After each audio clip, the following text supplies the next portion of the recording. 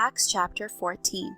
Now it happened in Iconium that they went together to the synagogue of the Jews, and so spoke that a great multitude both of Jews and of the Greeks believed. But the unbelieving Jews stirred up the Gentiles and poisoned their minds against the brethren.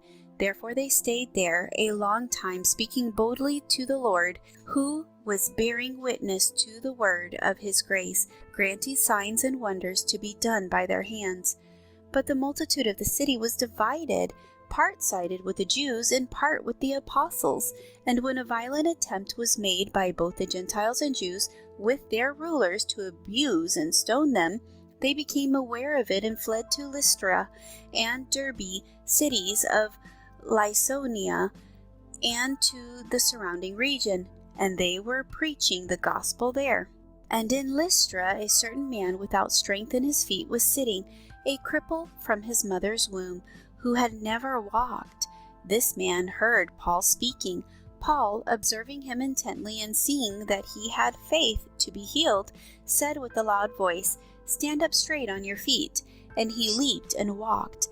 Now when the people saw what Paul had done, they raised their voices, saying in the Laodicean language, "The gods have come down to us in the likeness of men."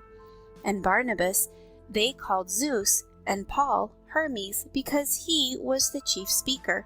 Then the priest of Zeus, whose temple was in front of their city, brought oxen and garlands to the gates, intending to sacrifice with the multitudes.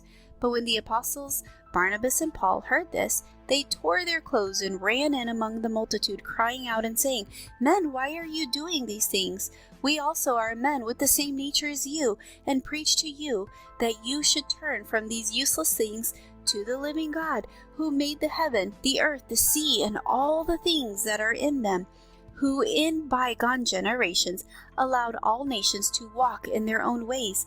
Nevertheless, he did not leave himself without witness, in that he did good, gave us rain from heaven and fruitful seasons, filling our hearts with food and gladness." And with these sayings, they could scarcely restrain the multitudes from sacrificing to them. Then the Jews from Antioch and Iconium came there, and having persuaded the multitudes, they stoned Paul and dragged him out of the city, supposing him to be dead. However, when the disciples gathered around him, he rose up and went into the city, and the next day he departed with Barnabas to Derbe. And when they had preached the gospel to that city, and made many disciples, they returned to Lystra, Iconium, and Antioch, strengthening the souls of the disciples, exhorting them to continue in the faith, and saying, "We must through many tribulations enter the kingdom of God." So when they had appointed elders in every church, and prayed with fasting, they commended them to the Lord, in whom they had believed. And after they had passed through Pisidia, they came to Pamphylia. Now when they had preached the word in Perga, they went down to Attalia. From there they sailed to Antioch, where they had been commended to the grace of God for the work which they had completed.